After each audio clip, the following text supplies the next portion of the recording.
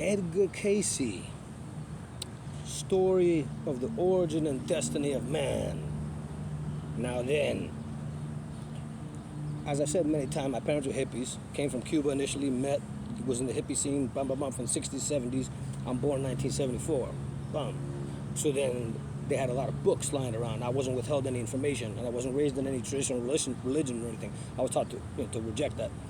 Among the books, though, and I kept a lot of these books, and they became important to me. Edgar Cayce, most people don't know him. Origin and Destiny of Man. He has other books. So now this brother, right? He was, say this is the early 1900s, and basically he's called a sleeping prophet. And he would, whether you believe in it or not, he get in a state, in a trance state, and do automatic writing on a typewriter, which makes sense if you're trained to write on a typewriter. You get yourself in this state, and according to him, he was able to read the Akashic record.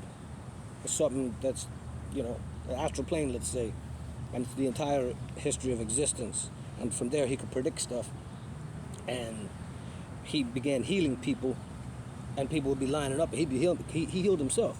Because he had like a cancer in his throat, and back then they didn't have the technology, and he was able to use his abilities, his spiritual abilities, let's say spiritual gifts, as it were, and diagnose it, and they healed it. Bomb. And then he was healing people. They got people walk.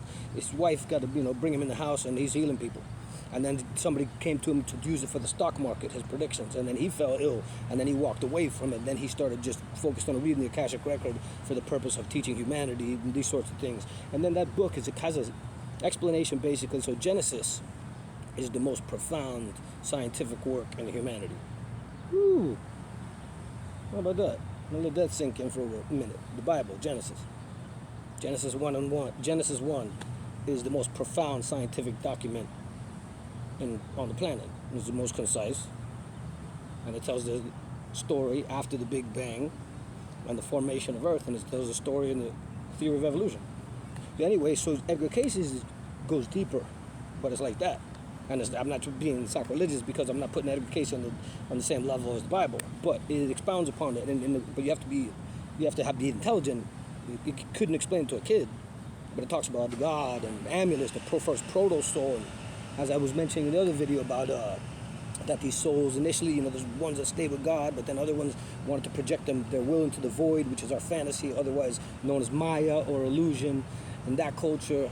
And then there's about turning back toward the face towards God, as the Freemasonry with the square sitting up in the coffin. Bomb.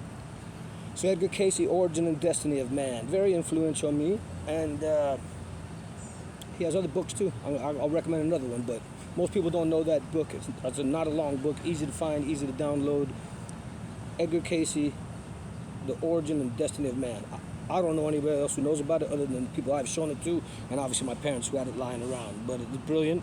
Having read it since I'm a kid and everything, but I understood the principles, my mind and my metaphysics were greatly influenced by it.